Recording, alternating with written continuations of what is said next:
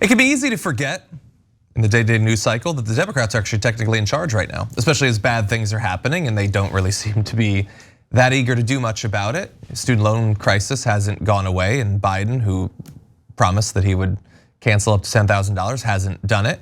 SCOTUS right now is considering apparently taking away women's reproductive rights, and the Democrats are doing what the Democrats do. Rather than actually solve these problems, even though they're now in a position to do so, they're sort of just sitting back and fundraising off of it and tweeting about it a little bit. And let's give you a couple of examples. Other than student loan debt, let's talk about the SCOTUS.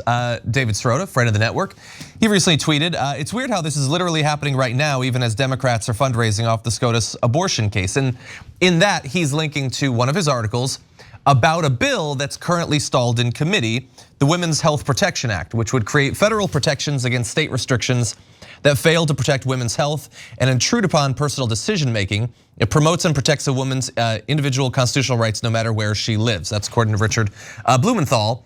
And so it has been stalled in committee for literally months.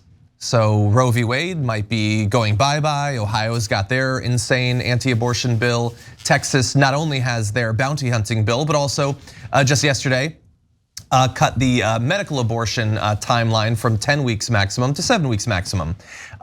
All these new state maps of gerrymandering are coming out, and the Democrats could do something about that, but they're not reforming the filibuster. They're not talking about any sort of structural reform to the Supreme Court either.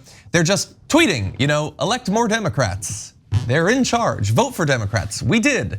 And so it's a little bit frustrating to see all of these politicians who've worked their entire lives to be in a position of power, watching all these multiple crises hit us, and they're just sitting back and talking about the next election. Yeah, so look at what the message the Democrats are sending. They're saying a procedure in Washington that's not in the Constitution, that's not in any law, okay? It's just a procedure in the Senate, is more important than voting rights, women's rights, $15 minimum wage, paid family leave, lowering drug prices, on and on and on. All of them combined. They're telling the voters, we care more about Washington and the procedures than we do about you, about all of these things. Now, I know their excuses. Their excuse, oh, well, what if the Republicans then win in a democracy and they pass their laws? Yeah, that's how a democracy works, okay? But if you say because the Republicans might one day pass a law, that's why I'm not going to pass any laws now, well, then what was the point of electing you? What was the point of any of the democracy? And now here's a very important part, guys. The reason why the filibuster is now rampant, it is used in every case. It wasn't always that way. The reason why it's such a huge issue now is because before the Republicans lost their minds, it would be used sparingly and only almost always in anti-lynching and civil rights laws.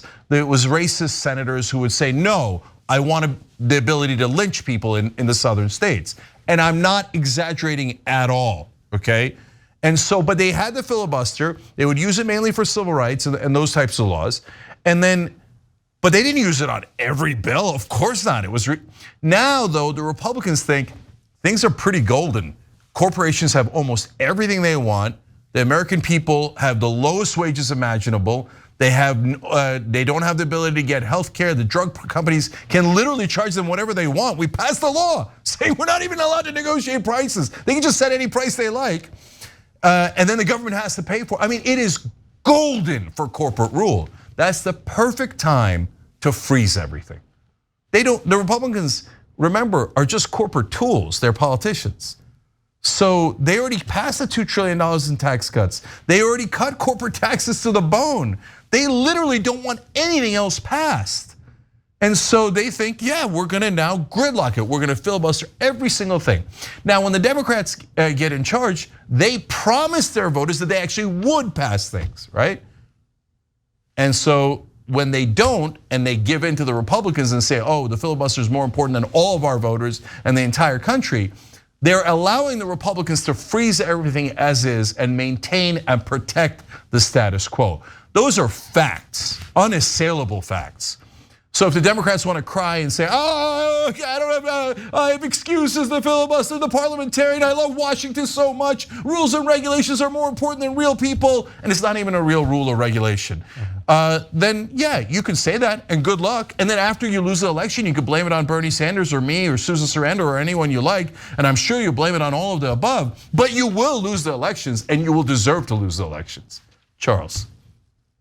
So here's the deal, guys. The first thing that comes to mind when I think about Democrats in Congress right now is an old quote.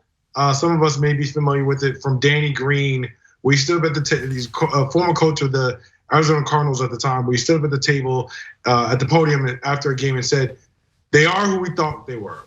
They are who we thought they were." And Democrats continue to prove over and over again that they are exactly who we thought that they were. And I think that the second sort of thing that comes to mind is, a progressive or someone who may call themselves a progressive in America right now, as far as that discourse is, fool me once, shame on you. Fool me twice. Most of us, other than perhaps former President George W. Bush, know the rest of that line. The point that I'm making is this. At this point, we have seen who these people are and what they're going to do. There is no reason that with control of government, the way that you have, that this should be the conversation that it is, where we cannot protect the reproductive choice and rights of women in America. That should not be on the chopping block. There's no reason that we should be having such a discussion about voting rights in 2021 and where we can't get this figured out and done by deciding that we are going to make this a priority. Similarly, there is no reason why we should be struggling with police reform in America. You know why we are? Because Democrats are exactly who we thought that they were. And the more that we continue to wait on them to be somebody who we're not, as opposed to really giving some thought to how do we create or invest or engage a conversation about a viable third party, a viable alternative, as opposed to trying to fit everything from Joe Manchin to AOC under the same tent. That does not work. And ideologically speaking, what we have seen over and over again is that Democrats believe, for some strange reason that is beyond me, that there's a moral high ground to be earned in Washington, that there are points for paying for niceties and playing things the right way and doing things the right way. Guess what? The points that you're getting are not helping you win. And at the end of the day, we are going to see a bloodbath. As of right now, if the midterms elections were held right now, it would be a virtual bloodbath. And the pain that the Democratic Party is going to receive on that day is very well earned. I don't see this turning around anytime soon, and they will have no one else to blame. I don't care how much funds you raise. I don't care what who you make the poster child of your problems. Given the amount of control that you have, there's no excuse for these top line items of your policy agenda to remain languishing while real Americans suffer and while rights for millions of American women are on the chopping block. There's no excuse for that. So when you let that happen, the pain that you receive during a bloodbath of a midterm election, that's going to happen. I am telling you, it is going to happen. You earned that. You deserve it. Yeah. Because you had every opportunity to prevent it and did not. Yeah, no, we already know their excuse. It's all over social media.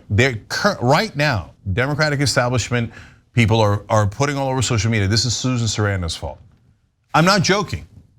They think this is Susan Sarandon's fault. That's absurd. That's the most absurd thing I have ever heard in my entire life. Okay, if it's Susan Sarandon's fault, okay, you could blame her, and then today you could end the filibuster and protect women's right to choose across the entire country and say, aha, we got you, Susan. You couldn't stop us from protecting women's rights. But they're choosing not to do that. Yeah. So it has nothing to do with Susan. I mean, the absurdity of blaming Susan Sarandon is mind-blowing. Okay, but I mean, that's so preposterous. I can't stand to have a conversation about it. But if you don't take action today and instead you're talking about a tweet of Susan Sarandon's from 5 years ago. Yeah. Well, no, you're just a loser. You're an epic loser, and obviously you're making obvious excuses. Everybody knows it. I know that cable news is a protection racket for the Democratic establishment. That's all they ever do, and they do nonstop propaganda on their behalf, okay? But the rest of us already got the news. You guys are liars. You're never gonna do anything. So, and if you can't do voting rights, and if you can't do women's rights before this election, before the 2022 election, it will be well, I'm gonna say the height of incompetence, but it isn't. Guys, the filibuster, if you wanna know the reality, is a corporate Democratic protection racket, okay? It's why won't they do the most basic things that their base and all of their voters are screaming for, and that they literally can't win without the voting rights provisions? So why won't they do it? Because the corporate donors say, if you take away the filibuster, our corporate stooges will have no excuse on all the economic issues we care about. Then, oh my God, wages might go up. They might pass $15 minimum wage because they have no excuse. They need the filibuster as an excuse on economic issues. That is why they betray not only their voters, but the entire country, and allow the Republicans to take away women's rights and allow them to take voting rights away. That is the cowardice and the corruption of the current day Democratic Party. And they can't cover it up anymore. No amount of Anderson Cooper and Jake Tapper is gonna, and New York Times and NPR, is gonna let you cover over the fact that you are obviously betraying all of us. Thanks for watching The Young Turks, really appreciate it. Another way to show support is through YouTube memberships. You'll get to interact with us more. There's live chat emojis, badges. You've got emojis of me, Anna, John, JR, so those are super fun. But you also get playback of our exclusive member-only shows and specials right after they air. So all of that, all you gotta do is click that join button right underneath the video. Thank you.